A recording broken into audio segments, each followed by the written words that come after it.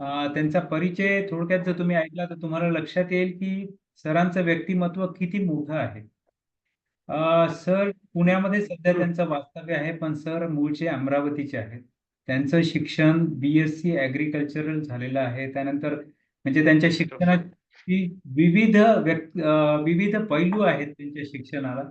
BSc agriculture झाल्यानंतर त्यांनी LLB सुद्धा केलेलं आहे. त्यानंतर MD योगामध्ये आणि AMS मध्ये MD केलेलं आहे आणि आयुर्वेदामध्ये सुद्धा पदविका म्हणजे डिप्लोमा सुद्धा त्यांचा झालेला आहे. त्यामुळे विविध पैलूंनी शिक्षण घेतल्यानंतर सरांनी 2001 ते 2022 पर्यंत राष्ट्रीयकृत बँकेमध्ये कृषी अधिकारी व ट्रेनिंग मॅनेजर या पदावर सरांनी काम केलेलं आहे. वयाच्या 47व्या वर्षी गुरूंच्या संमतीने योग शिकविण्यासाठी त्यांनी स्वेच्छानिवृत्ती घेतली आणि त्यानंतर गुरूंच्याच नावे श्री गजानन योग मंदिर पुणे हे केंद्र सुरू केलं. सरांचा इथेच नाही थांबलेले सर, त्यांची योग साधना सतत चालू असते. अत्यंत पुण्यामध्ये खूप साऱ्या लोकांना विविध शारीरिक मानसिक व्याधी व आजारांवर त्यांनी यशस्वी योगोपचार तज्ञ म्हणून काम केलेलं आहे. एवढंच नाही तर ते सामाजिक कार्यामध्ये सुद्धा अग्रेसर आहेत. त्यांनी बऱ्याच सेवाव्रती योजनेअंतर्गत अत्यल्प शुल्कात ऑनलाईन योगोपचार शिबिर सुरू असतं. योग एक जीवनशैली या विषयातून योगाद्वारे नैतिक मूल्य जपण्यासाठी मार्गदर्शनपर शाळा, महाविद्यालय, बँक व इतर व्यवस्थापनाचे कर्मचारी या सर्व ठिकाणी त्यांचा संचार असतो. त्यांचे व्याख्याने असतात. त्यानंतर निवृत्तांचे विषयावर स्नेहबंध त्रैमासिकाचे त्यांनी संपादन सुद्धा केलेले आहे. मला वाटतं जेवढं आपण बोलू तेवढं कमी आहे सरांबद्दल. त्यांच्या व्यक्तिमत्वातून ते दिसतच आहे आणि मला असं वाटतं आता अधिक बोलण्याच्या आपण सर्वच जण सरांचं ऐकण्यासाठी जे इच्छुक आहात, त्यामुळे मी सरांच्या व्याख्यानाला प्रारंभ करतो. जय श्रीकृष्ण. विशेष म्हणजे माझे सर आहेत. मला योगाचं मार्गदर्शन सरांकडून मिळत आहे. नमस्कार. सर्वांना नमस्कार. माझा आवाज येतोय? हो येतोय सर. सर्वप्रथम तुमच्या सगळ्या लोकांचं अभिनंदन की तुम्ही गीतेचा अभ्यास करता, साधक आहात. गीता हेच योगाचं बेस आहे सर्वात महत्वाचं. आणि म्हणून गीतेचा अभ्यास करताना आपल्या 3 गोष्टी लक्षात येतात. गीता भक्तीपर आहे, कर्मपर आहे, ज्ञानपर आहे. पण जसा त्या गीतेवरती अनेक रिसर्च झाले, त्याच्यामध्ये सगळ्यात मोठा रिसर्च शोध जो लागला तो बाळ गंगाधर टिळकांनी लावला. मंडालेच्या तुरुंगामध्ये गीता रहस्य हा ग्रंथ त्यांनी लिहिला, तुम्हाला माहित असेल. तो ग्रंथ अनेक वेळा मी वाचला. अगदी म्हणजे 10वी मध्ये असताना, त्याला आता अनेक वर्ष झाले, 1970 सालापासून. तर गीता ही कर्मपर आहे हे सिद्ध होत त्याच्यामधनं. आणि भगवंतानी आपल्या कर्मांनाच फार महत्व दिलेलं आहे. लागलं तर बोलत.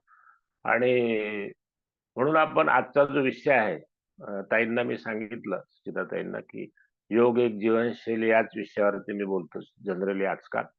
अदरवाईज मी जवळजवळ 16 विषयांवरती बोलत होतो आजपर्यंत. त्याच्यामध्ये जीवनाची नैतिक मूल्य, ज्याला व्हॅल्यूज अँड एथिक्स म्हणतो आपण इंग्लिशमध्ये, टाइम मॅनेजमेंट, व्यक्तिमत्व विकास, अशा अनेक विषयांवरती मी मोठ्या मोठ्या संस्थांमध्ये व्याख्यानं दिली आहे. आणि व्याख्याता म्हणून आज मी 28 वर्षाला काम करतो. तर आपणासमोर बोलायला मला आनंद वाटेल. आपण सगळे वयस्कर आणि अनुभवी लोक आहात, मला ते ताईंनी सांगितलं. तर आता आपण याच्यामध्ये फक्त एकच माझी माहिती देताना, 2001 साली मी बँक सोडली आणि 2001 ते 2022 आतापर्यंत योगावरतीच फक्त काम करतो. मी 2001 पर्यंत 22 वर्ष देना बँकेमध्ये होतो, राष्ट्रीयकृत बँकेत. तिथे अनेक पदांवरती काम केलं. शेवटी व्याख्याता म्हणूनच मी स्वेच्छानिवृत्ती घेतली, ती पण आपल्या गुरूंच्या संमतीने. आणि ती गलेलठ्ठ पगाराची नोकरी सोडून हे काय आसनं बिसनं शिकवायला बाहेर पडला, म्हणून मला लोक त्यावेळेस वेडा म्हणायचे की हा काय वेडेपणा करतोय वगैरे. बँक पण सोडायला तयार नव्हती, पण महाराजांचा आशीर्वाद होता. आणि दैवयोगानं आमचे जे चीफ होते वरचे HRD चे, ते पण योगाचे साधक होते. ते दुपारी ऑफिसच्या वेळामध्ये कॅबिन बंद करून आतमध्ये ध्यान धारणा करायचे. त्यांना जेव्हा कळलं की मी अशा कारणासाठी सोडतोय, तर ते म्हणलं तुझा अर्ज मी पहिलेच मंजूर करीन, आणि मला त्यावेळेस स्वेच्छानिवृत्ती मिळाली. कारण कसं आहे की योग संकल्पनेप्रमाणे एका वेळेस 2 कामं करू नयेत. बँकेची नोकरी आणि हे काम, हे दोन्ही करणं शक्य नव्हतं, आणि म्हणून मी ती स्वेच्छानिवृत्ती वयाच्या 47 वर्षीच घेतली. आज मी 70चा आहे आणि तेव्हापासून आतापर्यंत याच विषयात काम करतो. माझा मेन जो विषय आहे तो योगोपचार, म्हणजे सगळ्या रोगांवरती उपचार. आतापर्यंत हजारो लोक, स्त्रिया, पुरुष, मुलं, मुली त्यांच्या व्याधीपासून बरे केलेत मी. आणि आत्ताचा अनुभव असा आहे की आता यंगस्टर जास्त असतात योगोपचारासाठी, विशेषतः IT तले लोक. त्यांना जास्त स्ट्रेस, जास्त एन्झायटी, त्याच्यामुळे निरनिराळ्या व्याधी तयार होतात. काही लोकांना इन्फर्टिलिटीचा प्रॉब्लेम होतो. आपले त्याच्यावरती पण अभ्यासक्रम आहेत. बऱ्याचशा मुलींना आम्ही ते योगोपचार देऊन त्यांच्याकडे बारशाचे पेढे खायला पण गेलो आहोत. असे पण अभ्यासक्रम आपले आहेत. इव्हन प्रीनॅटल पण आहेत. आता 21 तारखेला आंतरराष्ट्रीय योग दिनानिमित्त संध्याकाळचं एक विनामूल्य सत्र ठेवलंय 6 ते 7:30. माझा व्हॉट्सअप नंबर जो आहे 9730014665, ताई तुम्हाला देतील. त्याच्यावरती नोटिफिकेशन येईल. त्या लिंकवर तुम्ही त्या दिवशी त्या वर्गाला सुद्धा जॉईन होऊ शकता. तर आता आपण आपल्या विषयाकडे वळू. आजचा विषय आहे योग एक जीवनशैली. आणि हा विषय आपण का अभ्यासायचा? तर महत्वाचं कारण असं आहे की जीवन जे आहे, जीवन म्हणजे काय असं जर आपल्याला विचारलं तर अनेक प्रकारचे उत्तर आपल्याकडनं येतील, आपापल्या समजुतीप्रमाणे, आपापल्या बुद्धिमत्तेप्रमाणे. पण जीवन याचा तार्किक अर्थ असा आहे की जन्म आणि मृत्यू हे 2 बिंदू आहेत. आपण सगळे जन्मलेलो आहोत. अजन्म आपल्यातलं कोणी असेल तर त्याने हात वर करून मला सांगायचं, म्हणजे मग त्यांच्या पाया पडायला यावं लागेल. आणि मृत्यू हे 2 बिंदू आहेत. या 2 बिंदूतलं अंतर, या बिंदूतला प्रवास म्हणजे जीवन, असं त्याचं तार्किक विश्लेषण करता येतं. आणि मग हे कसं जगायचं जीवन, हा महत्वाचा आशय आपल्याला भगवंतांनी गीतेत दिलेला आहे. तुम्ही गीतेचा अभ्यास असताना तुम्हाला त्याची माहिती आहेच, पण तरी मी या ठिकाणी थोडं अजून विश्लेषण करून सांगतो. तर योग शब्दाचा अर्थ आहे जोडणे. काय कशाला जोडायचं हे महत्वाचं आहे. तर 3 प्रकारचे जोड आपल्याला योगशास्त्राकडनं मिळतात, आणि ते साधन हाच जीवनाचा परमोच्च उद्देश आहे. काय कशाला जोडायचं? तर पहिले शरीर मनाला. आपलं मन बघा सतत भटकत असतं इकडे तिकडे इकडे तिकडे. ते वर्तमानात फार कमी राहतं. आता सुद्धा आपण मीटिंग मध्ये इतके लोक आहोत, किती मीटिंग मध्ये हजर आहेत मनाने हे मला माहित नाही, तर त्याचं त्यालाच माहिती असतं. त्यामुळं पहिला जर संदेश योगाचा असेल तर असं म्हणतं वर्तमानात राहा. त्याच्याकरता आता आपण आपल्या व्याख्यानाची सुरुवातच ही ध्यानाने करतो. तर सगळ्यांनी आपापल्या जागी नीट बसा. नीट बसा याचा अर्थ सुखावं बसा. ही मुद्रा लावा, हातांची ज्ञान मुद्रा. ती आपल्या गुडघ्यांवरती, मांडीवरती अशी ठेवा. डोळे बंद करा. 3 मिनिटाचं ध्यान करून मगच आपण आपल्या चर्चेला सुरुवात करूया. डोळे बंद करायचे आणि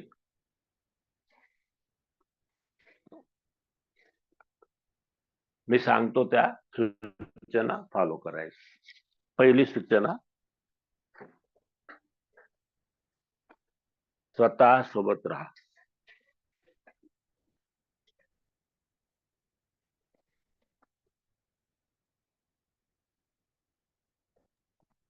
जमत असेल तर सर्वांनी व्हिडिओ ऑन ठेवतात. ध्यानाचे सर्वांचे फोटो आपण बघूयात, अपलोड करता येतील तर. ज्यांना जमतं त्यांनी व्हिडिओ ऑन ठेवा. हा, आता सूचनांचं पालन करा, डोळे बंद करून. अगदी प्रामाणिकपणे माझ्या सूचना फॉलो करा. तुम्हाला पहिला जो योग आहे तो साधला जाईल. त्याच्यामुळे स्वस्थ बसून स्वतःला प्रश्न विचारा मनात, मी कुठे बसलो किंवा बसली आहे. त्याचं उत्तर स्वतःलाच द्यायचं मनात. ते अशा पद्धतीने, मी ज्या जागेवर ज्या ठिकाणावर बसलो आहे ती जागा, ते ठिकाण. आता या ठिकाणी जागा म्हणजे आपलं जे वास्तू आहे, जे घर आहेत, त्याला आपण जागा म्हणूया. आणि ठिकाण म्हणजे शरीर. ते स्वच्छ, शुद्ध, पवित्र आणि सुरक्षित असं आहे.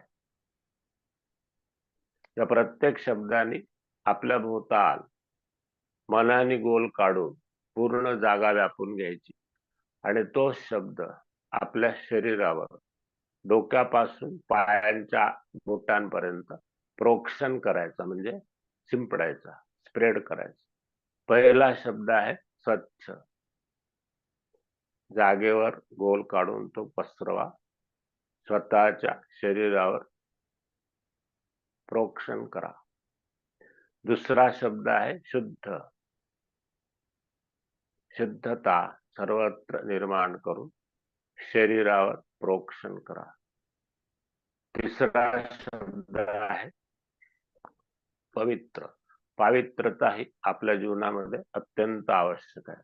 संपूर्ण जागेवर मनाने निर्माण करून स्वतःच्या शरीरावर प्रोक्षण करा. आणि शेवटला शब्द आहे सुरक्षित. संपूर्ण जागा आपल्यासाठी सुरक्षित करून ती आपल्या शरीरावर प्रोक्षण करा. याला दिग्बंध म्हणतात. दिग्बंध केल्याने मनातलं भय नाहीस होत, अंतर्भय. व दुसरा प्रश्न स्वतःला विचारा, मी कसा बसलो किंवा बसली आहे. उत्तर पाहिजे स्थिर सुखम आसनम. आता कुठले आसन तुम्हाला मी आज लावायला सांगत नाहीये. जसे आपण बसलो आहोत, खाली बसलो असाल, खुर्चीत असाल, गादीवर असाल, स्थिर बसा, सुखावं बसा. पाठमान सरळ रेषेत असणं गरजेचं आहे. खांदे सैल सोडा, डोळे बंद, कुठली हालचाल नाही. तिसरा आणि शेवटला प्रश्न स्वतःला विचारा, मी कशासाठी बसलो आहे किंवा बसली आहे. उत्तर योग साधना.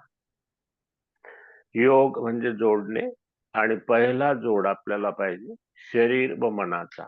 त्यासाठी श्वासाचा प्रवास सुरू करा. श्वास आपल्या प्रयत्नाशिवाय निसर्गतः सुरू आहे. आपण प्रयत्न करायचे. ही श्वासाची धार नाकाच्या अग्रापासून आतपर्यंत, आतून नाकाच्या अग्रापर्यंत एकाग्र मनाने बघायचं. Watching, attending breathing flow with full concentration of mind.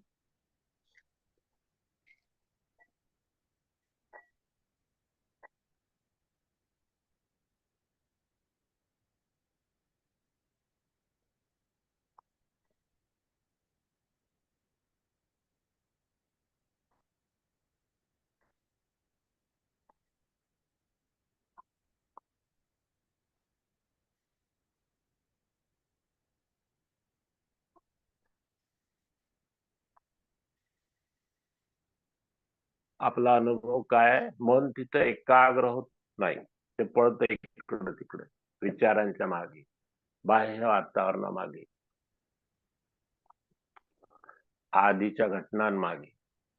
तो मनाचा स्वभाव आहे, सवय आहे. ती बदलायची आहे. कसं बदलणार? हे धावणारं मन, पळणारं मन खेचून खेचून श्वासावर लावत राहायचं. असा सतत प्रयत्न करायचा. प्रामाणिक प्रयत्न करायचा, श्रद्धेने प्रयत्न करायचा, श्वास सूक्ष्म होईपर्यंत हे करीत राहा.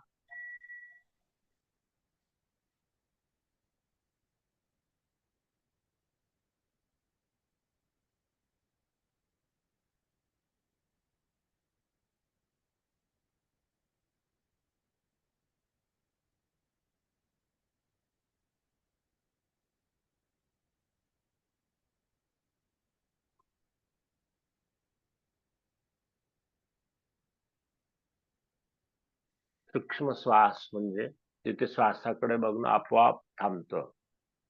सूक्ष्म श्वास म्हणजे जिथे श्वासाकडे त्याचा स्पर्श आपल्याला होत नाही आतमध्ये, तो सूक्ष्म श्वास. योग हे अनुभव शास्त्र आहे. आपला असा अनुभव झाला पाहिजे की माझी श्वासगती सूक्ष्मतम झाली, तोपर्यंत श्वासाकडे लक्ष द्या.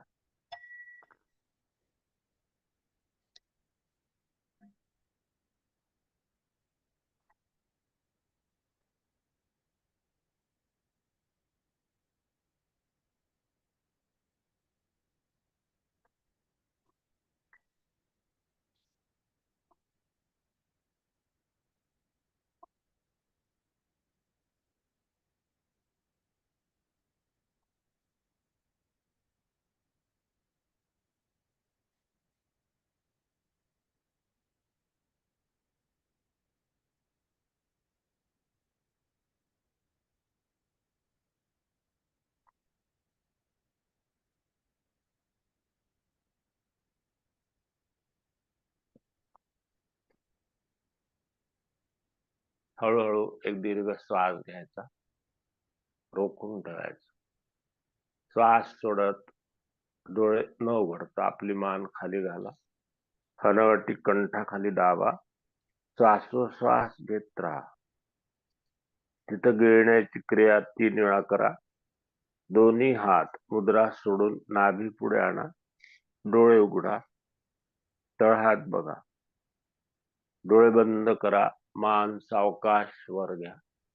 तळहातांचं घर्षण करून ते आपल्या डोळ्यांवर, कपाळावर, डोक्यावर, मानेवर फिरवा. छाती पुढे नमस्कार करा आणि सावकाश डोळे उघडा. शुभ संध्या. Good evening.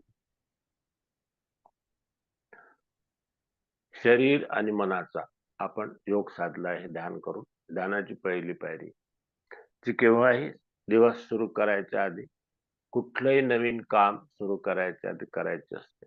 म्हणजे मनाला वर्तमानात राहण्याची सवय लागते आणि आपण जे हातात कार्य घेतलं असो, आता आपण हे विवेचन ऐकण्याचं कार्य आहे, ते व्यवस्थित होतं. कुठलंही कार्य व्यवस्थित झालं की मग आनंदाची निर्मिती होते आणि मग आपलं दिवसभर मन आनंदी राहतं.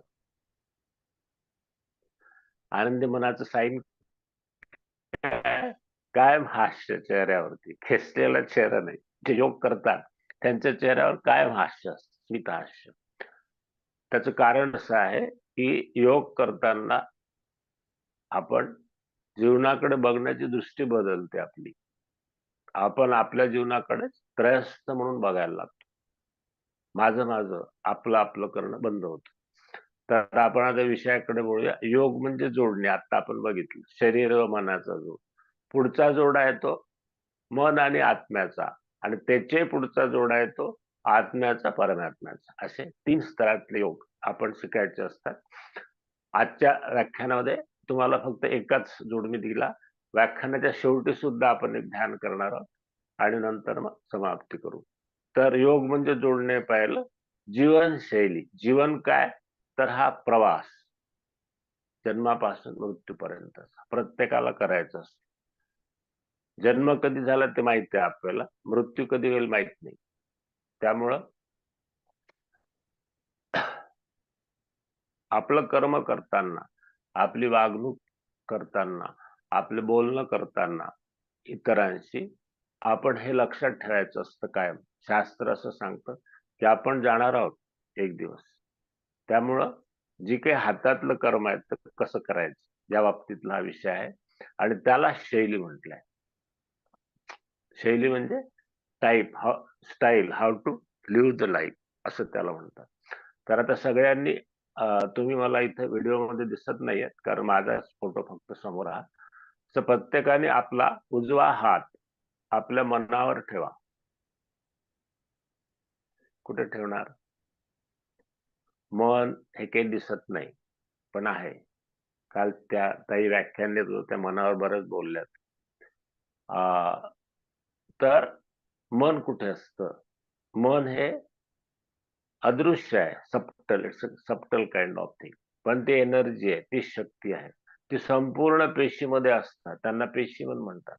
आणि एकवटतं ते हृदयात, त्याला क्रियामन म्हणतात. तर आपला उजवा हात आपल्या हृदयावर ठेवा, डोळे बंद करा आणि स्वतःला मनात प्रश्न विचारा.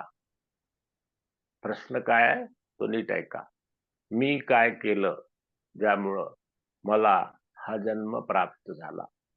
What I did resultantly I got this birth.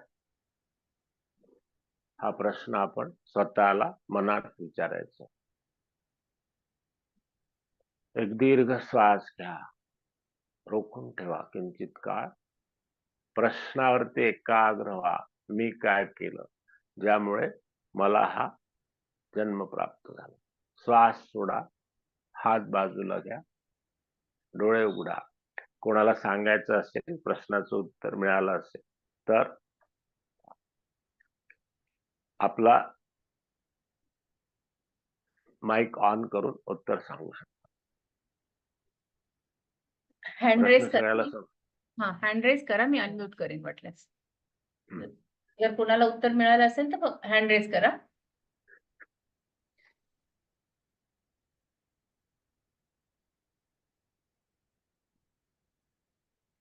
सरांचा प्रश्न आहे की मी काय केलं ज्यामुळे आपल्याला हा जन्म प्राप्त झालेला आहे? नाही, आपल्याला नाही, मला मला हा जन्म प्राप्त मला झाला. ओके. सामायिक करू नका. ठीक आहे, नाही कोणाचा हात वर आला. बरं, एक आता आपण हा आले. प्रतिभा ताई बोलतायत. हा, बोला. उत्तर सांगा. तुम्हाला मिळालं असेल तर तुमचं अभिनंदन पहिले, आणि सांगा उत्तर काय. पूर्वजन्मीचं काहीतरी चांगलं संचित आहे म्हणून मला परमेश्वराने हा जन्म दिलेला आहे. संचितामुळे जन्म मिळाला तर संचित ज्याच्यामुळे होतं त्याने जन्म मिळाला? हे थोडस प्रश्नाचं अजून एक मायन्यूट विवेचन आहे. प्रश्न काय तो नीट लक्षात घ्या. मी काय केलं ज्यामुळे मला हा प्रश्न जन्म मिळाला असं उत्तर आहे. संचित कशाने बनतं? पुण्यकर्माने. नाही, कर्मानेच बनतं बरं का. पुण्य हा त्याचा एक प्रसाद आहे, पाप किंवा पुण्य. तर उत्तर काय आहे? कर्माने. कर्म, माझीच कर्म. हे सगळ्यांना मान्य आहे का की माझ्या कर्म? भगवंतानी गीतेच्या 10व्या अध्यायामध्ये पण सांगितलेलं आहे की तुम्ही ज्या प्रकारचे कर्म करता, प्रकृतीचा आश्रय घेऊन मी त्या प्रकारचा जन्म तुम्हाला देतो. म्हणजे भगवंतानी पण याला गीतेमध्ये 10व्या अध्यायातला श्लोक आहे तो, त्याच्यामध्ये त्याला दुजोरा दिलाय. कर्म हेच कारण आहे. म्हणजे जसं मगाशी म्हटलं गीता एक कर्मपर आहे, तसं आपला जन्म पण कर्मपर आहे. आणि कर्म हा फार मोठा सिद्धांत आहे जन्माचा. त्यामुळं आता यात तुम्ही म्हणाल्या की चांगलं कर्म केलं असेल, पुण्य मिळालं नाही, आता या जन्मात कसं कर्म करायचं? चांगलं का वाईट? कर्माचे 2 प्रकार आहेत, एक चांगलं, दुसरं वाईट, तिसरं नाही, 2च आहेत. कुठलं करायचं हा अधिकार आपल्याला आहे. तेवढं स्वातंत्र्य प्रकृतीने म्हणा किंवा भगवंताने मला आपल्याला दिलेलं आहे. मग आता आपल्याला जर चांगला जन्म पाहिजे असेल पुढचा, किंवा जन्मच नको असेल, तर मग चांगलं कर्म करायला पाहिजे. ओळखणार कसं? कर्म सुरू केलं, त्याचा परिणाम येईपर्यंत समजत नाही चांगला आहे का वाईट आहे. ही त्याच्यातली तात्विकता आहे बरं का. ते जेव्हा कर्माचा परिणाम येईल तेव्हा समजतं की हे चांगलं आहे का वाईट आहे. जसं आपण त्या वाल्ल्या कोळाचं उदाहरण बघितलं ना, तो सगळ्यांना मारतो वाटे करून ना, आणि मग नारद त्याच्याजवळ येऊन सांगतात हे वाईट कर्म आहे, हे जे वाईट कर्म करतो ते त्याला ते सुरू करताना माहित नसतं त्याचं कर्माचं फल कसं येणार आहे. आणि म्हणून मग त्याचे जे कर्माची फळं असतात ते भोगायची असतात त्याला बरं का. तर म्हणलं तू ते पाप कर्म केलंय, म्हणजे कोण भोगेल हे सगळं. माईक ऑन ऑफ टेबल, कोणाचं तरी माईक ऑन आहे. तर तो घरी जातो, ते कथा माहिती आहे आपल्या सगळ्यांना, की रिपीट करत नाही. कोणी त्याच्या पाप कर्माचं भागीदार होत नाही.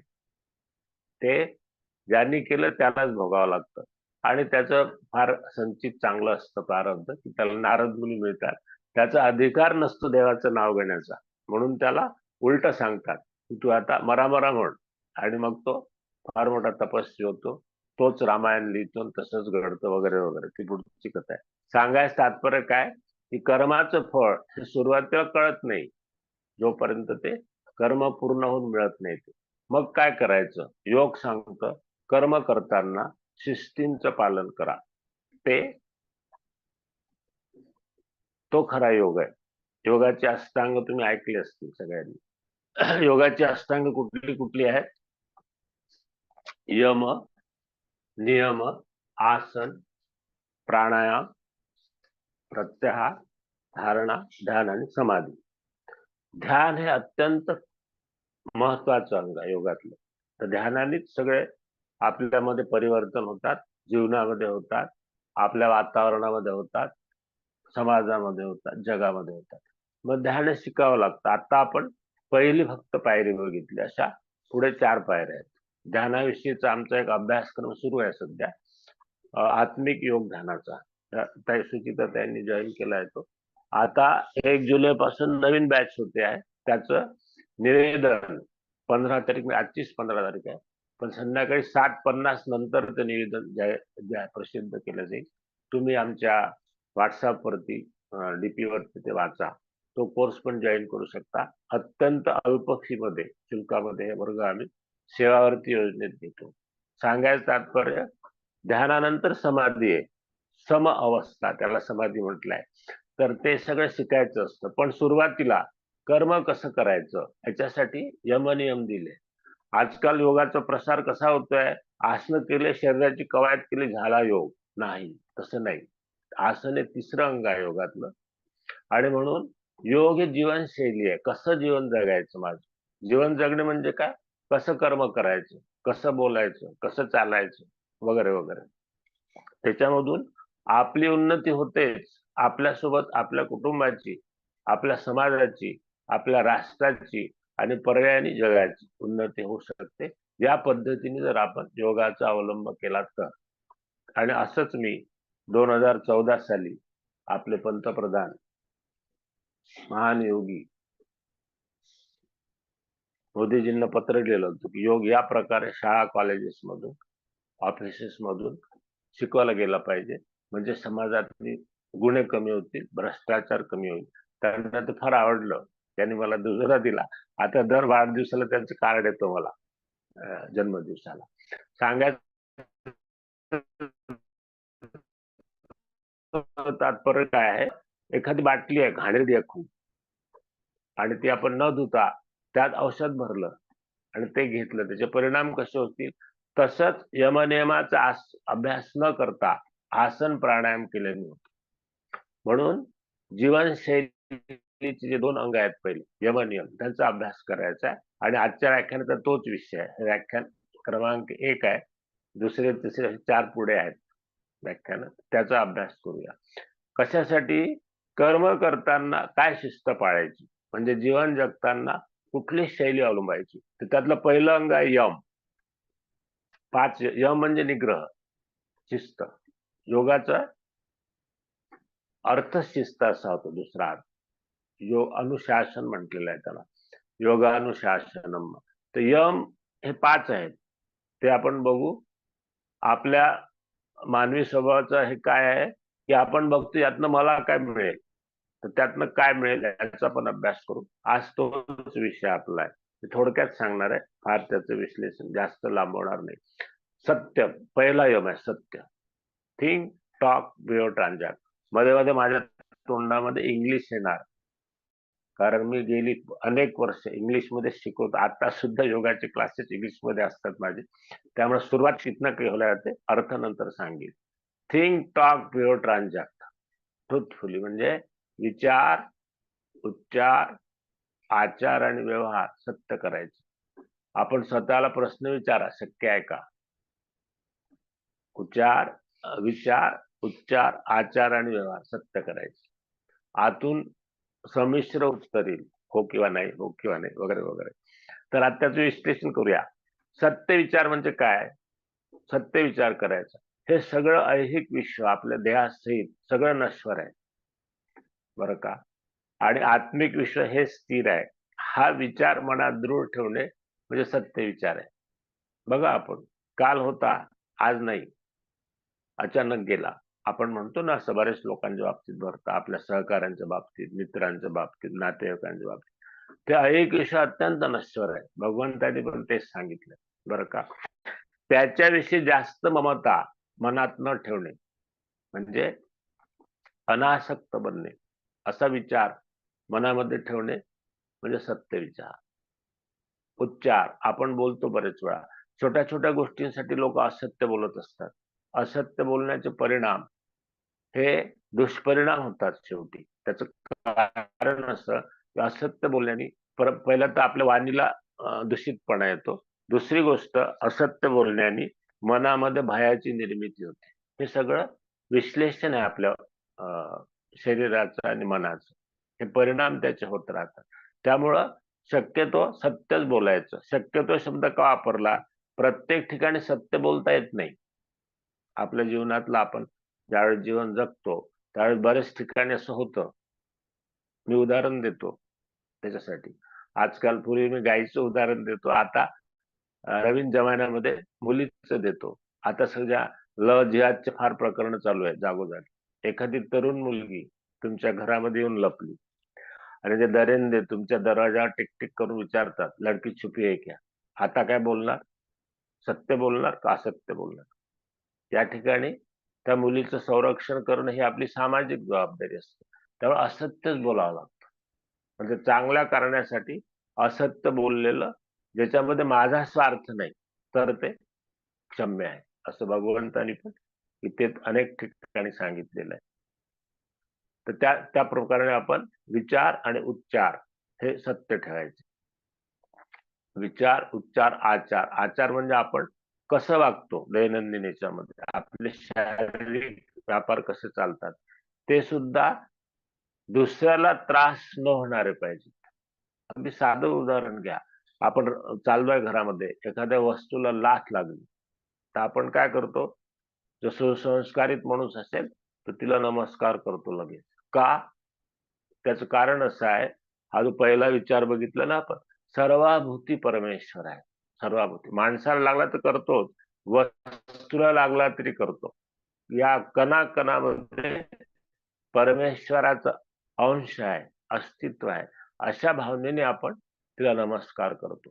त्यामुळे आपली जी वागणूक आहे ती सुद्धा अत्यंत नम्र असली पाहिजे. त्याला आचार म्हणतात.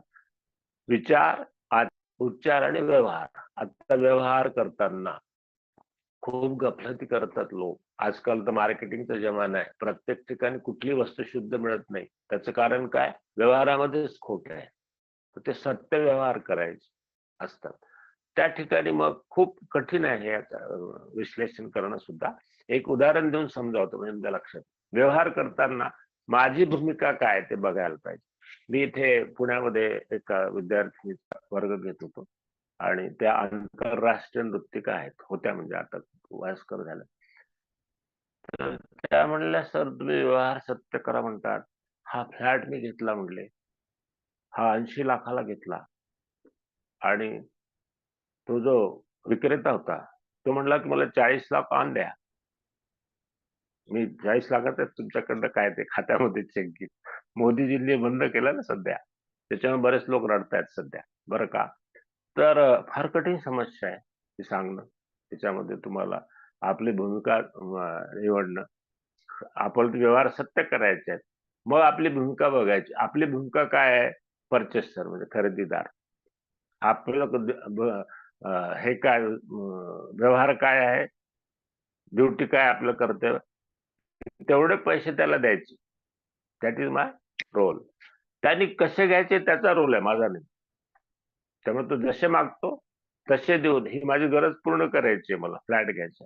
त्यामुळे त्या ठिकाणी तो सांगतो त्या पद्धतीने त्याच्याकडून ती वस्तू घ्यायची असल्यामुळं ते व्यवहार बी केलेत, मग ते सत्यच व्यवहार आहे. असं आपल्या रोलचं अनालिसिस, भूमिकेचं अनालिसिस प्रत्येक ठिकाणी करावं लागतं व्यवहार करताना.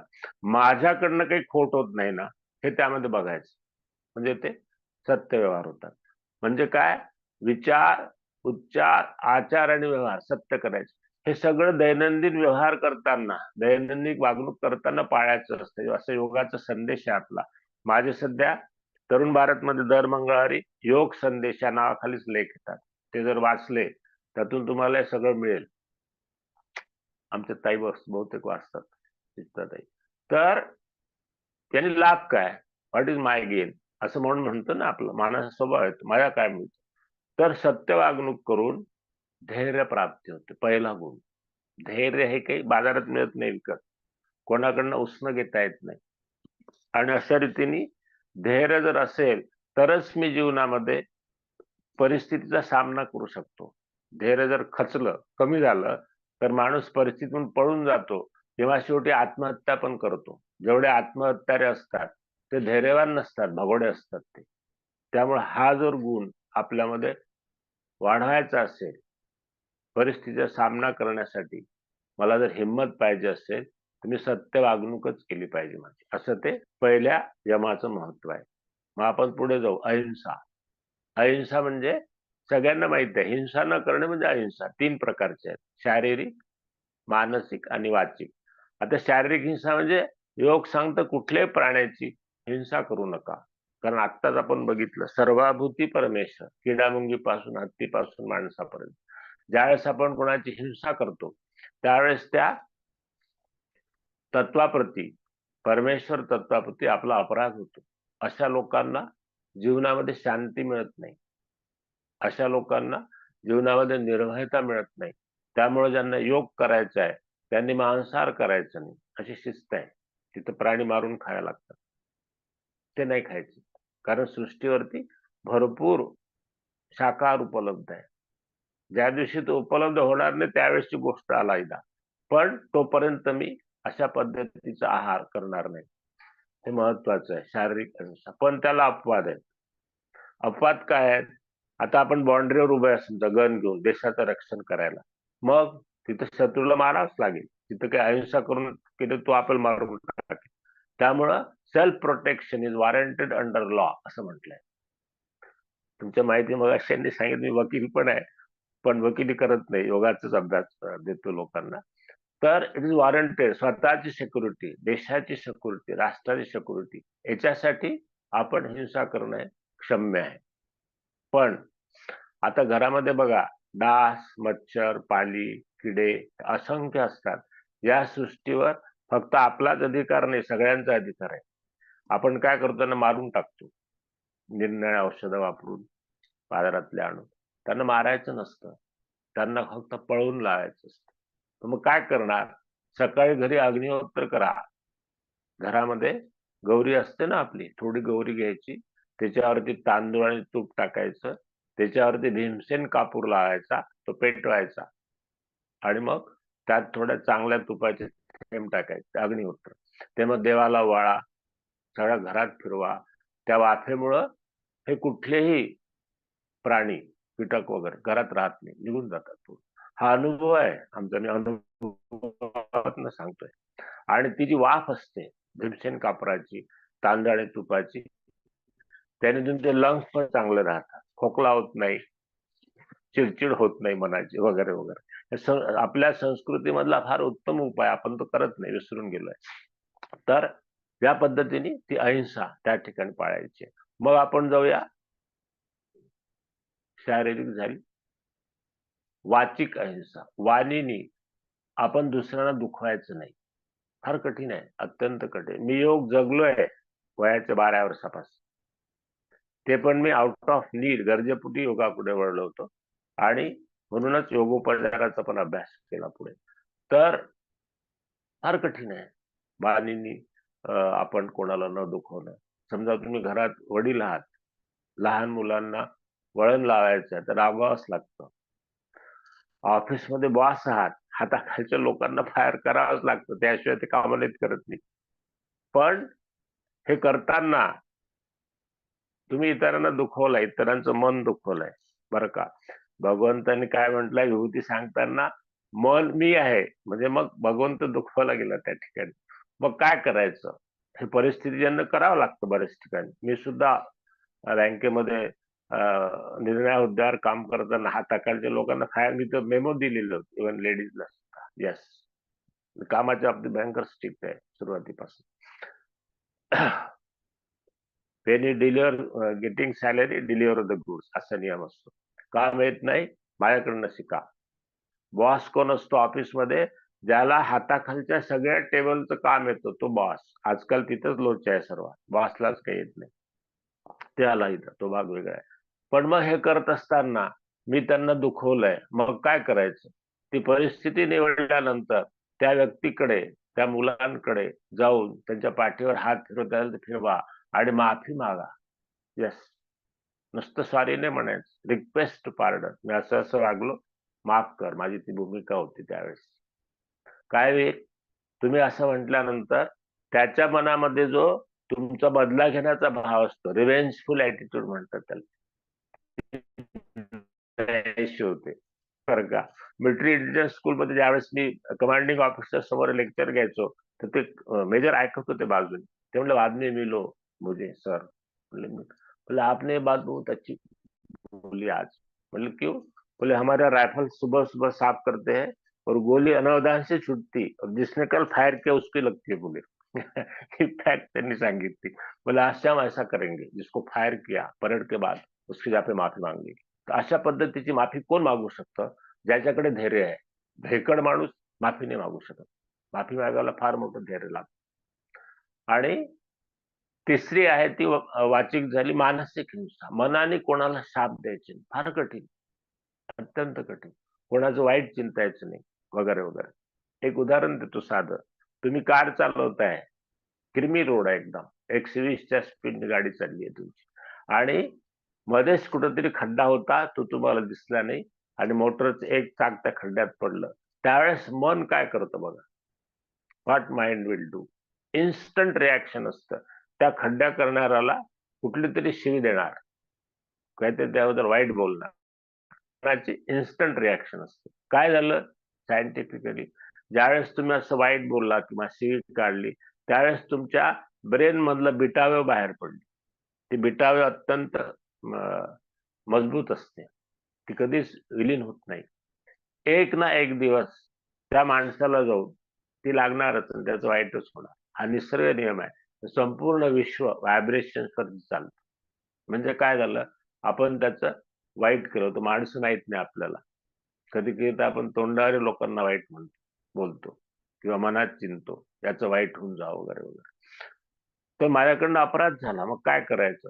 रात्री झोपताना परमेश्वराची प्रार्थना करायची, सर्वत्र सुखीन संतु सर्वे संतु निरामया वगैरे वगैरे.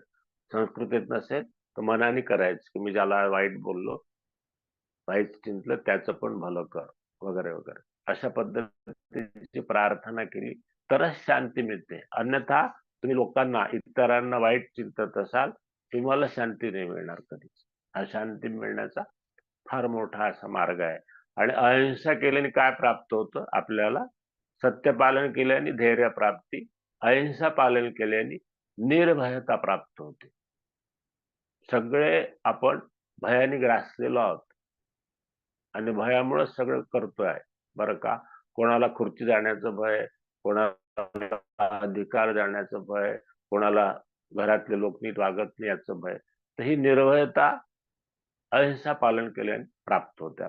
भय हेच कारण आहे अनेक रोगांना सुद्धा. त्यामुळं शरीर पण निरोगी राहतं. तिसऱ्याकडे जाऊ, सत्य अहिंसा अस्तेय. अस्तेय म्हणजे चोरी न करण्याची कला, आर्ट ऑफ नॉन स्टिलिंग.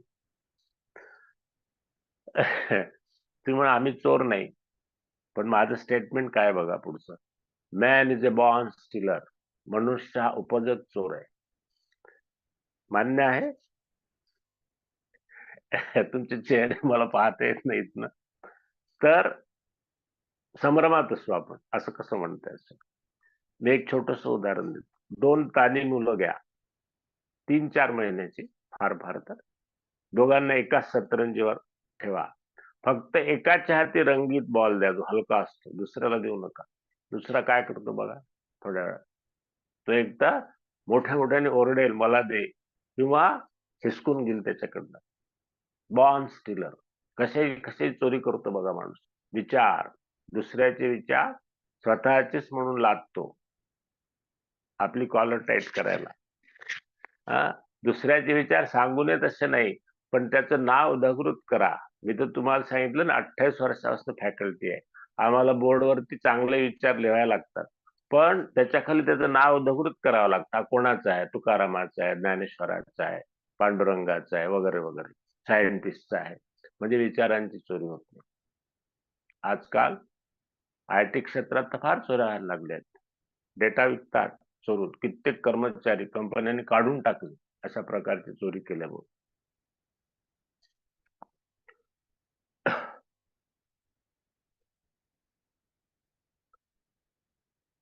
आपण काय बघतोय? असते आर्ट ऑफ नॉन स्टिलिंग. तर पहिली चोरी विचारांची, दुसरी वस्तू, जसं मगाशी बॉल बघितला, आपल्याकडे नाही दुसऱ्याची घ्या. तिसरी धन, अर्निंग मनी बाय करप्ट वे, भ्रष्टाचाराने पैसा कमावणे. त्याला योग अलक्ष्मी म्हणतात, लक्ष्मी म्हणत नाही. जे लोक लक्ष्मी सूक्त वाचतात त्यांना माहित असेल, त्याच्यामध्ये रुची आहे. अलक्ष्मी नाश्याम्यहम. जी वाम मार्गाने चोऱ्या करून, भ्रष्टाचार करून, लांड्या लबाड्या करून आणलेलं धन असतं, ती अलक्ष्मी असते. ती आपल्या घरात येऊ नये याचं सर्वात महत्वाची जबाबदारी घरातल्या गृहिणीची राहते. तिने तशी अलक्ष्मी घरात येऊ द्यायची नाही. त्या लक्ष्मीने कल्याण होत नाही, नेस्तनाबूत होतं. घरातली नवीन पिढी वाईट मार्गाला लागते, घरामध्ये रोगराई पसरते त्या लक्ष्मीनी. कारण त्या लक्ष्मी मागे जी अलक्ष्मी आहे, इतरांच्या वासना असतात ज्यांच्याकडून तुम्ही हिरावून घेतली त्यांच्या, आणि त्या वासनांमुळे तुमचं कल्याण होत नाही. म्हणून ती अलक्ष्मी आणायची नाही, पैसा धन चोरायचं नाही. असं आपले पंतप्रधान सारखेचा भ्रष्टाचार नाही, खाने न दूंगा खाने में नहीं दूंगा. ते लोक खातायत खूप. परवा मी असंच एका बाजारामध्ये एक विक्रेत्या बाई होत्या, त्यांनी विचारलं कसं आता तुम्हाला, आता सगळं ऑनलाईन झालं ना, भाजी घेतली तरी ऑनलाईन. म्हटलं का आता बरं वाटतं की नाही? कसलं बरं म्हणे, सगळा सत्यानाश करून ठेवला म्हणे. त्याचं कारण असं की वाम मार्गाने जो येणारा पैसा आहे तो बंद केला, आणि मग भ्रष्टाचार बंद झाला. त्यामुळे अशा लोकांचे पोट दुखतात. तर असा पैसा हा अलक्ष्मी आहे आपल्या शास्त्राच्या दृष्टीने. ती कमवायची नाही, चोरी नाही. म्हणून अलक्ष्मी नाश्याम्यहम, ती नाश करायची, आणायचीच नाही घरामध्ये. धन काय काय बघितलं आपण बघा. विचार, वस्तू, धन. चौथं फार महत्वाचं आहे, स्त्री पुरुष. दुसऱ्याची स्त्री, दुसऱ्याचा पुरुष यांची अभिलाषच करायची नाही. समर्थांनी काय सांगितलं बघा. परद्रव्य अनिक कांता परावी, एदरती मना सांडी जीवे करावी. त्यांनी शेकडो वर्षापूर्वी लिहिलेलं आहे. आज कसं लिहिलं असतं? आज समान हक्काचे दिवस आहेत ना. परद्रव्य अनेक कांता अब्लिक पुरुष परावा, एदरती मना सांडी जीवे करावी. मनानेच ते सोडून द्यायचं आहे, ती चोरी नाही करायची, बरं का. आणि 5वं आहे वेळ. आपल्याला ठराविक वेळेतच काम करायचं असतं, आपण इतका वेळ लावतो, ती वेळेची चोरी. आणि वेळेची चोरी केल्यामुळे तर आत्मविश्वासच नाहीसा होतो. त्यामुळे अशा पद्धतीचं हे अस्तेय पालन आपल्या योगात दिलंय. सत्य, अहिंसा, अस्तेय, 5 प्रकारच्या चोरी बंद करायच्या. आपण आपल्याकडे बघायचं. रात्री झोपण्याच्या आधी लगेच गादीवर पडल्यावर झोप लागत नाही. 10-15 मिनिटं जातात. त्या 10-15 मिनिटांमध्ये आपण आपल्या बाहेर मनाने सकाळपासून आतापर्यंत कसं वागलो किंवा वागली ते बघायचं. त्यात जर असं काही घटना घडल्या असतील माझ्या हातून तर स्वतःला क्षमा करायची नाही. जो स्वतःला माफ करतो त्याची उन्नती होत नाही कधी. दुसऱ्या दिवशी मी असं करणार नाही असं संकल्प करायचा आणि स्वतःला शिक्षा करायची. काय शिक्षा करणार? सकाळचा चहा त्यात साखरच घालायची नाही किंवा गुळ घालायचं नाही, फिक्का प्यायचा. त्या दिवशी जेवणामध्ये जो आवडता पदार्थ असतो मीठ तोच घालायचं नाही. मग आपण शिक्षा घेतल्यासारखी होते आणि अशा चुका होत नाही. सत्य, अहिंसा, आर्ट ऑफ नॉन होर्डिंग. संग्रह करण्याची माणसाची एक हौस असते, हॉबी असते. सगळ्या गोष्टीचा संग्रह तो करत राहतो. योग सांगतात जेवढी गरज आहे तेवढंच कर. या सृष्टीमध्ये काही येत नाही, काही जात नाही. जे आहे तसंच आहे, फक्त ते स्वरूप बदलतं. आपण जर जास्त संग्रह केला तर आपण इतरांना त्यांच्या गरजांपासून वंचित करतोय, सामाजिक अपराध करतोय. 165 लिटरचा फ्रीज आहे घरात, परत 270चा आहे. कशाला? ह्या ज्या गरजा आपल्या आहेत त्या कमीत कमी स्त्रोतामध्ये भागवणे त्याला अपरिग्रह म्हणतात. म्हणजे आपण मग दुसऱ्यांची काळजी केल्यासारखं आहे. दुसऱ्यांचा आपण त्यामध्ये व्यवस्था केल्यासारखी. म्हणून अपरिग्रहाचं पालन आवश्यक असतं. आणि अपरिग्रह केल्यामुळे काय होतं? पर्याप्ततेची भावना येते. फिलिंग ऑफ कॉम्प्लेसन्सी म्हणतात. लोक नुसते धावतायत, कशासाठी माहित नाही. तर ती पर्याप्तता कुठं थांबायचं हे त्या पर्याप्ततेमुळे कळतं, अपरिग्रहामुळे कळतं. म्हणून हा चौथा यम अत्यंत महत्वाचा आहे सगळ्यांसाठी. माझ्याकडे मार्केटिंगचा एक विद्यार्थी येतोय शिकायसाठी. त्याला मी खूप स्ट्रेसफुल वगैरे वगैरे, त्याला हे सांगितलं क्यों दौड़ रहे, क्या कारण है? बोले सर पैसा कमाना है. बोले कितना आवश्यक है? अन्न वस्त्र निवारा एवढाच गरजेचं आहे, त्याच्यापेक्षा जास्त पैसा गरजेचा नाही. फिर क्यों कमा रहे आप? किसके लिए कमा रहे? हे आता तुम्हाला शॉर्ट मध्ये सांगितलं. त्याला मी काउन्सिलर पण आहे, त्याला काउन्सिलिंग करताना अर्धा तास लागला. तेव्हापासून त्याने धावणं सोडलं. त्या दिवशी जॉब सोडणार होतो, दुसऱ्या जॉब पण दुसरा घेतला नाही. And now is very cool and calm. आज त्याने आमच्या ऍप वरती फीडबॅक पण दिला. For reducing anxiety we must go to jog sir for learning yoga वगैरे वगैरे. सांगायचं तात्पर्य अपरिग्रह हा अत्यंत महत्वाचं अंग आहे यमामधलं. त्यानंतर शेवटचं आहे ब्रह्मचर्य. ब्रह्मचर्य म्हणजे तुम्ही म्हणा लग्न झालं आता ब्रह्मचर्य कसं? ब्रह्मचर्य म्हणजे फक्त सेक्शुअल लाईफ पुरतं मर्यादित नाही. तर काम आपण वैध मार्गाने पूर्ण करायचं असतं. काम, क्रोध, लोभ, मद, मत्सर, माया हे सगळ्यांना आपल्याला दिले आहेत आपली परीक्षा घेण्यासाठी. ते फायद्याचे पण आहेत आणि तोट्याचे पण आहेत. त्यांचं व्यवस्थापन करायचं असतं. त्यांचा नाश होऊच शकत नाही, कारण ते प्रकृतीचे गुण आहेत सगळे. त्यामुळं ब्रह्मचर्य म्हणजे काय? तर पवित्र आचरण. ब्रह्म म्हणजे जी वस्तू आपल्याला आपल्यामध्ये बघायची आहे तिला ब्रह्म म्हटलेलं आहे. सगळ्या चराचरामध्ये व्यापून आहे तिला ब्रह्म म्हटलंय. तिला बघण्यासाठी, तिचा अनुभव घेण्यासाठी, तिचा साक्षात्कार होण्यासाठी जे आचरण पाहिजे त्याला म्हटलंय पवित्र आचरण म्हणजे ब्रह्मचर्य. मग मी काय करायचं? योग सांगते वेगळं काही करू नको. कर्म करताना सत्य, अहिंसा, अस्तेय, अपरिग्रह या 4 शिस्तींचं पालन कर. तू ब्रह्मचर्यच पालन करतोय. आणि अशाच लोकांना ध्यान लागतं, बाकी त्यांना नाही. चोरी करणारे, खोटे बोलणारे, मक्कार, भ्रष्टाचार, पॉलिटिशियन, डिप्लोमॅट यांना ध्यान लागत नाही. कारण योग सांगतं ध्यान कोणी करू शकत नाही, ते ध्यान लागतं. बरं का? आता आपण फक्त ध्यानाची पहिली पुढच्या 3 पायऱ्या आहेत त्या तिकडे जाताना त्याचा अनुभव येतो आपल्याला. आणि मग आपोआप आपलं आचरण, आपले व्यवहार सुधारतात. मग आता आपण ही झाली सामाजिक शिस्त यम. आता वैयक्तिक शिस्तीकडे जाऊन मग आपलं व्याख्यान संपू. मला 4:30 पर्यंत ताईने वेळ दिलाय. बरोबर आहे ना सुचित्राताई? हो दादा, हो सर. ऐकतायत की नाही सगळे? हो, सगळे ऐकतायत. दुसरीकडे दुसऱ्या विषयाकडे जायचं म्हणजे नियम, वैयक्तिक जीवनात कसं जगायचं, कसे नियम पाळायचे, त्याच्याकरता हा नियम सामाजिक जीवनासाठी. बघा तुम्ही, सत्य, अहिंसा, अस्त्य, अपरिग्रह, ब्रह्मचर्य, ह्या सगळ्यांचा संबंध समाजाशी आहे, कुटुंबाशी आहे, इतरांशी आहे. तेव्हा आपण ते पालन करू शकतो. आणि नियम हे स्वतःसाठी आहे. पहिला नियम आहे शौच. शौच म्हणजे शुद्धता, स्वच्छता. 3 शौच आवश्यक आहे: शरीर, मन आणि साधन. शरीर स्वच्छता आपण करतो, आंघोळ करतो, साबणा लावतो वगैरे वगैरे. स्नानाचे पण 6 प्रकार आहेत. आपल्याला परिस्थितीनुरूप जे शक्य आहे ते घ्यायचं, बरं का. माझ्या लेखात मी लिहिले आहेत ते, की तेवढं सांगायला वेळ नाही आता, कारण मला ते 4:30 पर्यंत संपवायचं.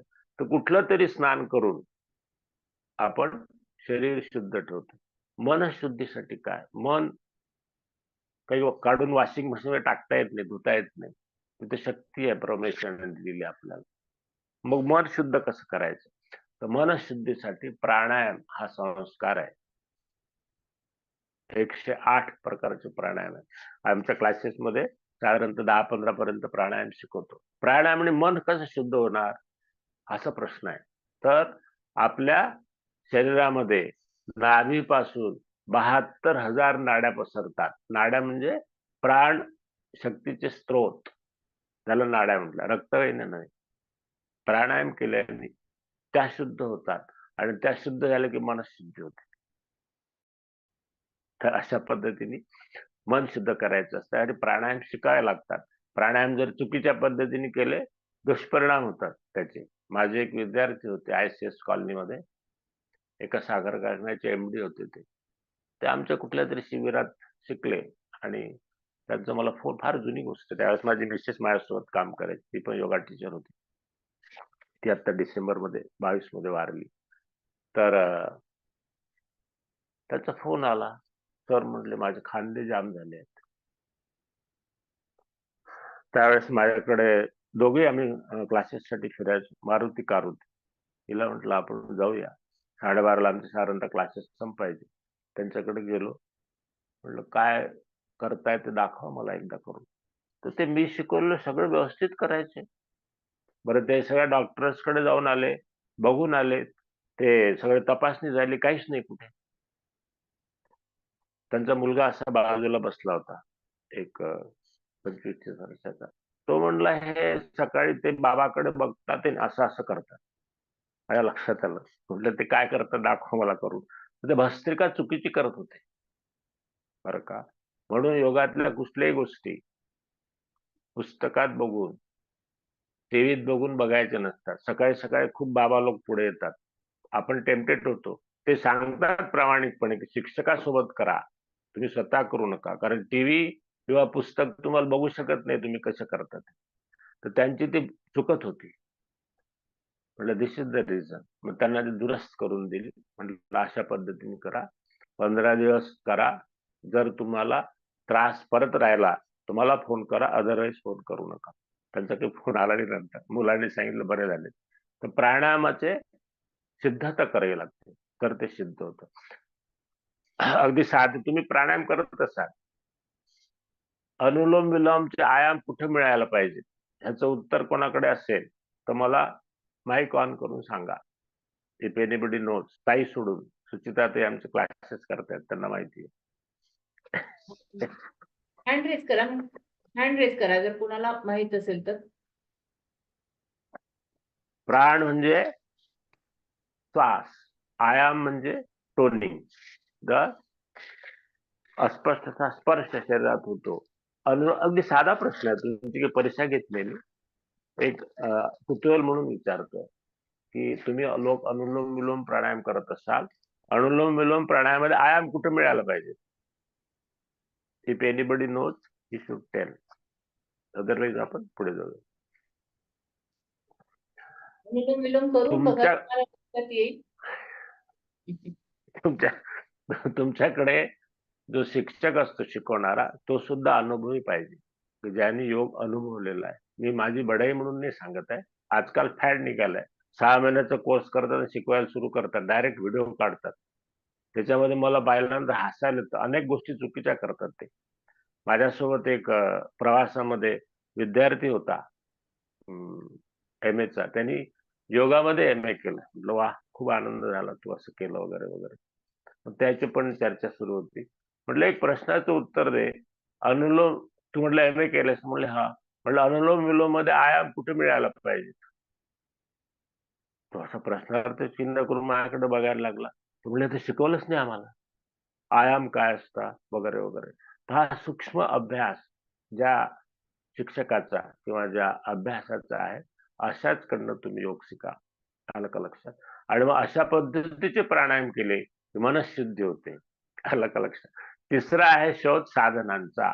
या पेन पासून घरापर्यंत मी कसं अर्जित केलं, हे जर लांड्या लबाड्या करून, चोऱ्या करून, डाके टाकून केलं असेल तर त्या तशाच व्हायब्रेशन शेवटपर्यंत सोडणार आणि तुमची प्रगती कधीच होऊ देणार नाही. त्यामुळं आपली साधन, त्याला साधन सुचिता म्हटलंय. ह्या आपल्या ताईंचंच नाव आहे बरं का. तर ते सुचित म्हणजे चांगल्या मार्गाने कमवलेले असले पाहिजे, त्याला म्हटलंय शौच. त्यानंतर संतोष. जरा फास्ट जाऊया. संतोष ही काही शिस्त नाही, नियम नाहीये असं तुम्ही प्रत्येक जण म्हणाल, पण खूप खोलात जाऊन अभ्यास केल्यानंतर, मी योगाचा अभ्यास 12 वर्षाचा असतापासून केला. अनेक ठिकाणी योग शिकलो. इव्हन धीरेंद्र ब्रह्मचारी जे इंदिरा गांधींचे गुरु होते योगा, इंदिरा गांधी हे होत्या, साधक होत्या, त्यांच्याकडून पण शिकलो. त्यानंतर बिहारचे जे आहेत गुरु, त्यांचे पण, माझे योगातले गुरु नागपूरचे आपले जनार्दन स्वामी, त्यांच्याकडनं मी क्रियायोग शिकलो. आत्मिक योग हा आमच्या महाराजांकडून, गुरूंकडून शिकलोय. तर सांगायचं तात्पर्य असं की अल्प शिक्षणातून अनुभव न घेऊन लोक योग शिकायला लागले, त्यामुळे थोडा प्रॉब्लेम व्हायला लागलाय. तर ही साधन सुचिता झाली. दुसरा संतोष. संतोष हा नियम कसा काय आहे थोडक्यात सांगतो. कुठली परिस्थिती आपल्या समोर असेल त्याचे 2 भाग असतात. एक आपल्या अधिपत्याखालील परिस्थिती, दुसरी आपल्या अधिपत्याखाली नसलेली परिस्थिती. त्याला area of control, area beyond control म्हणतात. आपलं काम सुरू करायच्या आधी, आपली ऍक्शन सुरू करायच्या आधी पहिले परिस्थितीचं विश्लेषण करायचं की माझ्या अधिपत्याखाली काय, त्याच्यावरच काम करायचं, त्याच्यावरच आपले शारीरिक मानसिक श्रम करायचे. म्हणजे त्या कर्मातनं चांगलं निर्माण होतं, ती परिस्थिती सुधारण्याला मला किंवा त्यातनं काही निर्माण होणार. तुम्ही जर एरिया बियॉन्ड कंट्रोल, अधिपत्याखालील परिस्थितीवर काम करत असाल, वैचारिक किंवा शारीरिक, तर त्यातनं काही निष्पन्न होणार नाही. शेवटी आपल्याला पस्तावावं लागेल. म्हणून संतोष हा नियम आहे आणि या पद्धतीने तो आपण आपल्या जीवनात पाळायचा असतो. त्या परिस्थितीचं विश्लेषण करणं यालाच विवेक म्हणतात. तो विवेक आपला सतत जागृत असला पाहिजे. शौच, संतोष, तप. तपाचा अर्थ आहे ताप विणे, साधा अर्थ. काय तापवायचं? शरीर. त्याच्याकरता तव्यावर बसायचं नाही गरम, त्याच्याकरता एक उपवास करायचा. हे जे मशीन आहे हे सतत चालू असतं 24 तास. ते मशीन एक दिवस बंद ठेवायचं, म्हणजे मग उपवास दिवशी काहीच खायचं नाही. तुम्ही म्हणा आम्ही तर साबुदाणा खातो, साबुदाणा खाण्याचा पदार्थच नाहीये मुख्यत्वे करून. तर एक दिवस पोट रिकामं ठेवायचंय, त्या दिवशी काही खायचं नाही. पाणी हवं असेल तर फक्त घ्यायचं एक एक घोट. काय होईल?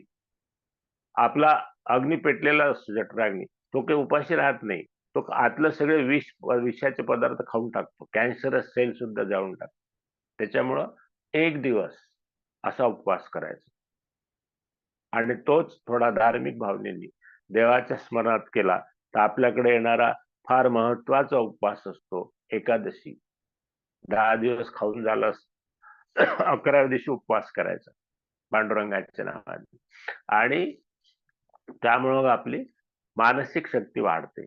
त्या दिवशी जप जाप काय असेल ते आपल्या पद्धतीप्रमाणे करायचं. परमेश्वराच्या चिंतनात असा उपवास केला तर ते खरंच तप होतं. शुद्धता निर्माण होते आतमध्ये. तपाचं मुख्य साधन आहे, परिणाम आहे शुद्धता, मानसिक शुद्धता, शारीरिक शुद्धता. हा तपाचा महत्वाचा असा भाग आहे. तपाचा दुसरा अर्थ आहे सातत्याने करणे. सतत सतत सतत एकच एक गोष्ट. समजा आता आपण आसन प्राणायाम केलं तर आमच्याकडे बरेच लोक येतात, सर मी करते काहीच झालं नाही अजून माझ्यामध्ये, असं बघतात शरीराकडे. म्हटलं तप कर, कमीत कमी 180 दिवस अभ्यास करावा लागतो, तेव्हा परिणाम जाणवतात. तोपर्यंत नाही. 2 दिवस 4 दिवस करून होत नाही. तो योगाचे नियम आहे की तुमचा अभ्यास सुरू केल्यानंतर 90 दिवसात परिणाम जाणवायला लागतात. पुढचे 90 दिवस अभ्यास केल्यामुळं ते सगळं सेटल होतं, म्हणजे तुम्हाला लागू होतं शरीरामध्ये. असं ते 180 दिवसाचं नाही, 6 महिन्याचं तप आहे योगाचं. कुठलंही आसन असो, प्राणायाम असो, हे सुद्धा आता आपण यमनियम पाहिले. याचा की एका दिवसात सराव होत नाही माणसाला. सतत सतत सतत प्रयत्न करायला लागतात, तेव्हा ते आपल्या अंगी बनतात. त्याला तप म्हटलेलं आहे. आणि तप केल्याने महत्वाचा अजून दुसरा फायदा असा आहे की आत्मविश्वास निर्माण होतो तपाने. सातत्याने तीच गोष्ट केल्यामुळे. ध्यानासाठी तर तपाला खूप महत्व आहे.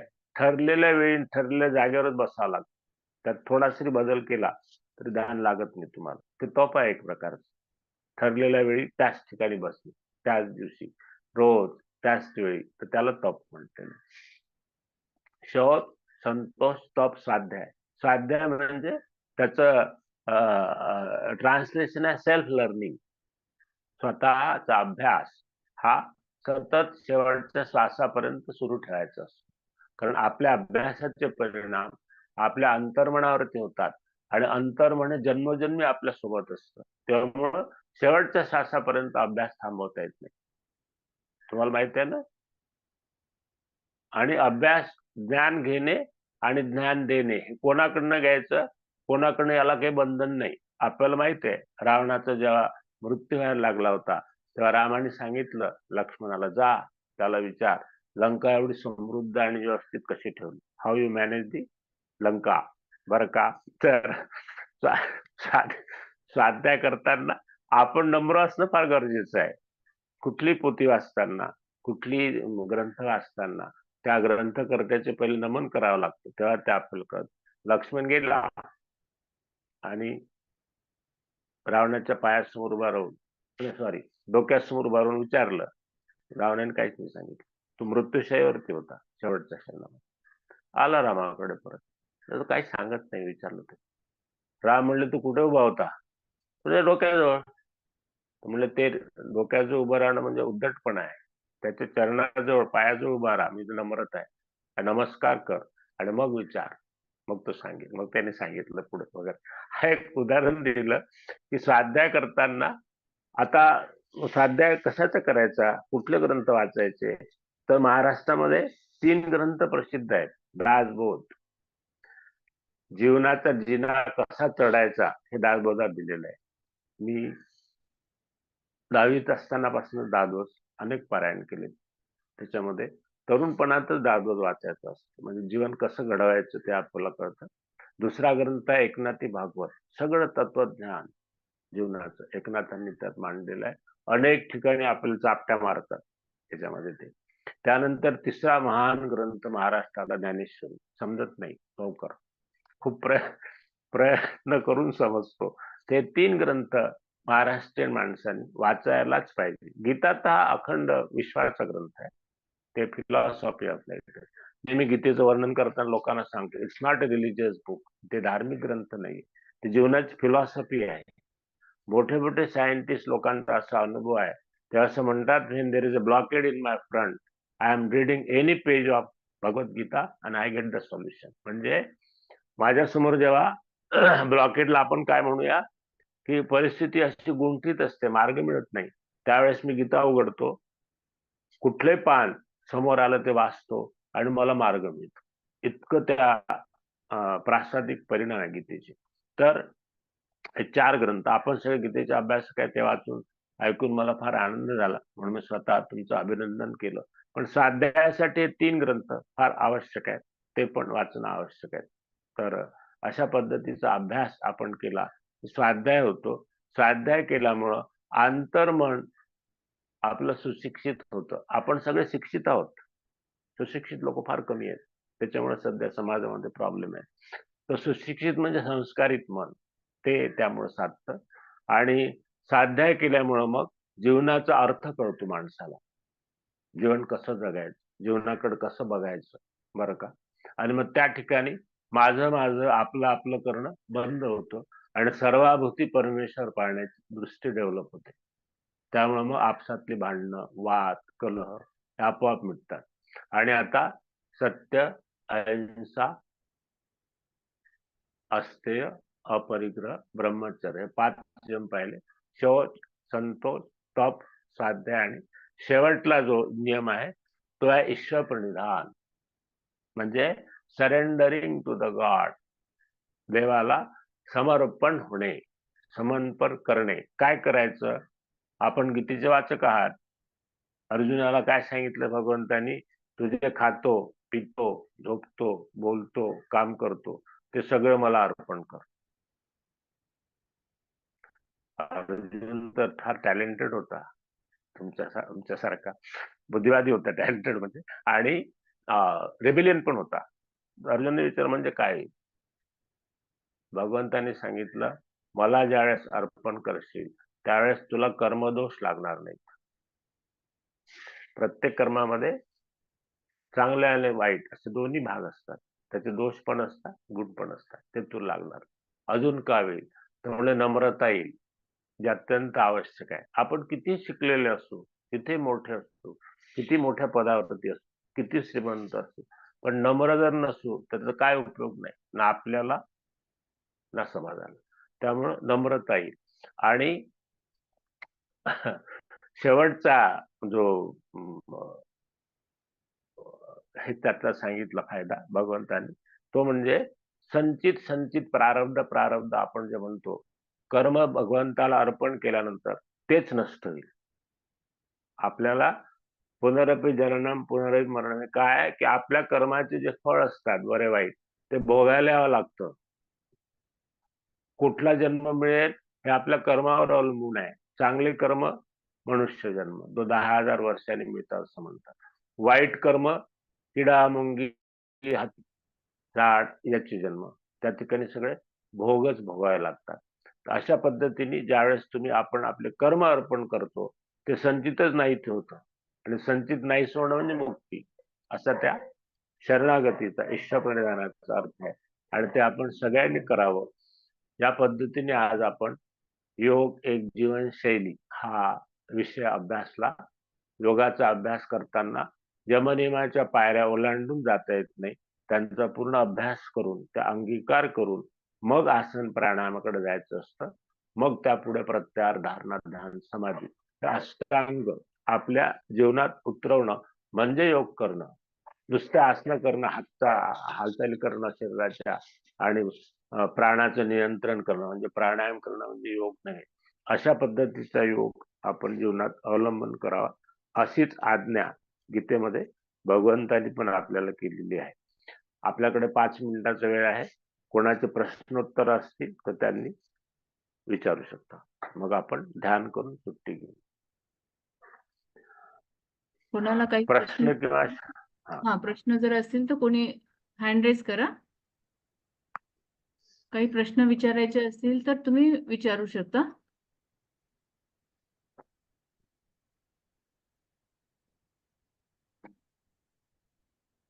योग ऍक्च्युली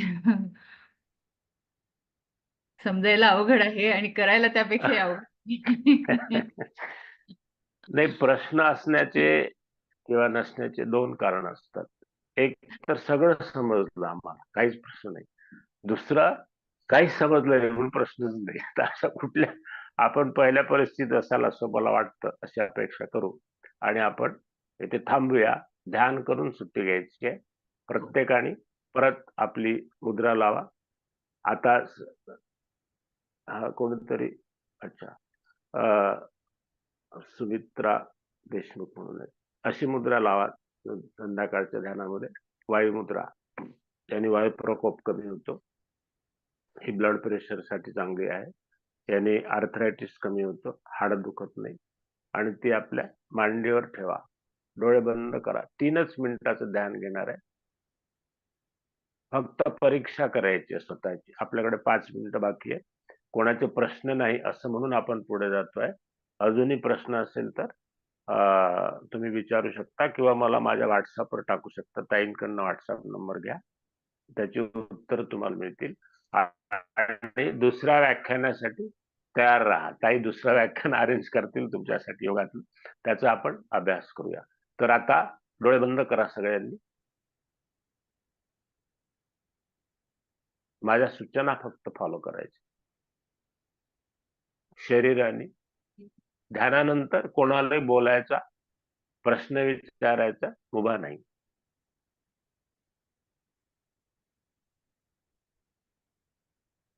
आता आपले डोळे बंद आहेत.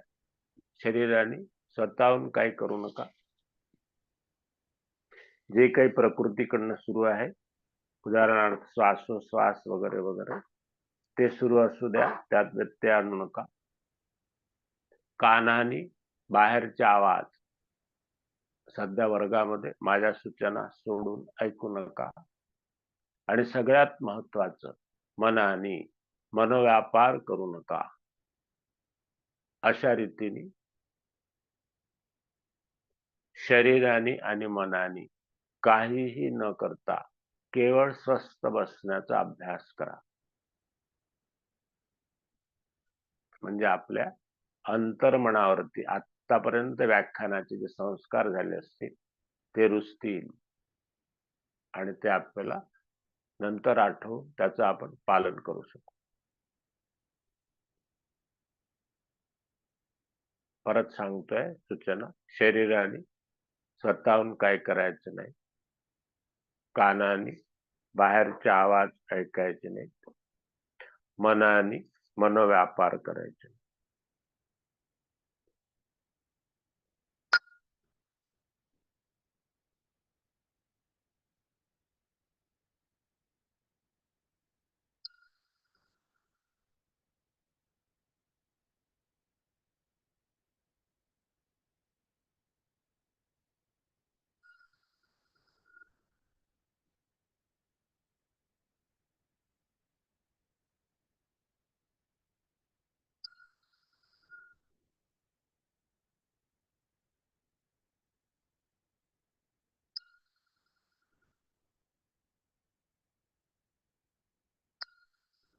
शरीराने काही न करणं सोपं आहे. कानाने बाहेरचा आवाज न ऐकणं थोडं कठीण, पण प्रयत्न साध्य आहे. हा घंटानाद सुद्धा आपण ऐकायचं नाही, तो आपल्या पेशींसाठी आहे. मनाने मनोव्यापार न करणं अत्यंत कठीण आहे. मनामध्ये सतत सतत सतत विचार येत असतात. मन त्यांच्या मागे धावत असतं, विचारांच्या शृंखला बनवत असतं. मनाच्या शक्तींचा ऱ्हास होत राहतो. तो थांबवायचा. कसं थांबवणार? मनात जे विचार येतात त्यांचा संबंध आपल्या पूर्वकर्माशी आहे, जे घडून चुकले, जे मिटवता येत नाहीत, ज्यांनी आपल्या चित्तावर संस्कार केले ते हटवता येत नाहीत, आणि म्हणून विचार येणं बंद होत नाही. ही स्थिती आहे. मग त्यावर उपाय, आलेले विचार बघायचे नाहीत, ते आपोआप निघून जातील असा अभ्यास करा. Let the thought generate. You don't notice, they will disappear.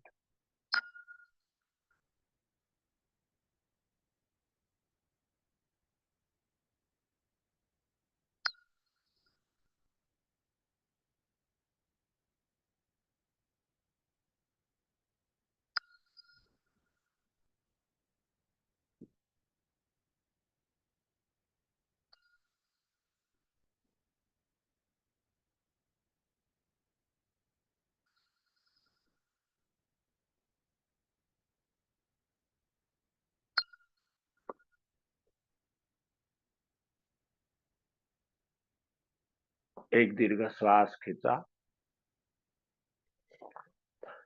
श्वास सोडत मान खाली घालायची, हलवटी कंठाखाली दाबायची. श्वासोश्वास सुरू ठेवा. गिळण्याची क्रिया 3 वेळा करा. आपली लाळ गिळा. दोन्ही हात नाभी पुढे आणून त्यांच्याकडे बघा. डोळे बंद करून मान सावकाश वर घ्या.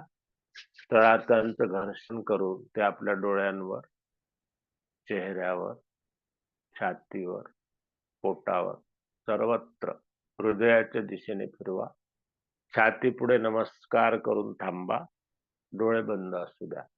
आपण 3 वेळा हृदयस्थ ओंकार करणार आहोत.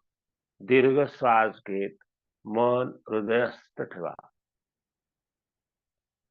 ओ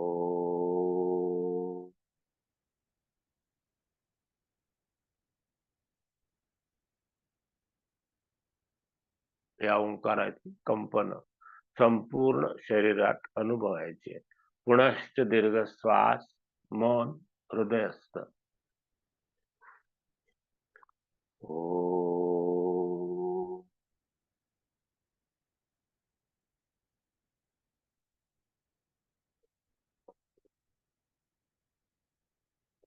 ओंकार हेच परमेश्वराचं स्वरूप आहे. अशा श्रद्धेने पुनश्च एकदा दीर्घ श्वास मन हृदयस्थ. ओ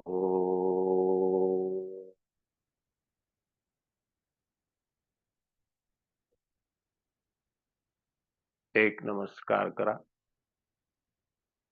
सावकाश डोळे पुढे. धन्यवाद. कल्याण असो.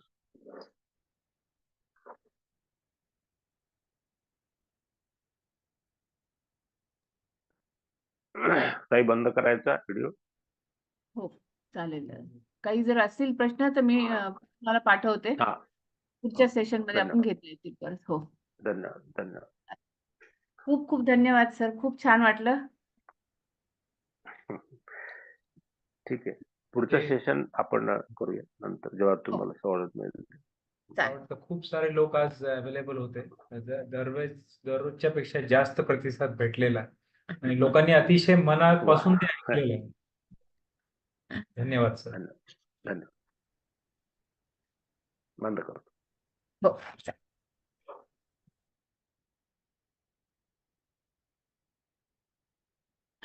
चालेल. मनात ठेवावं वाटतं. बिलकुल. अगदी बरोबर, अगदी बरोबर. बरोबर आहे.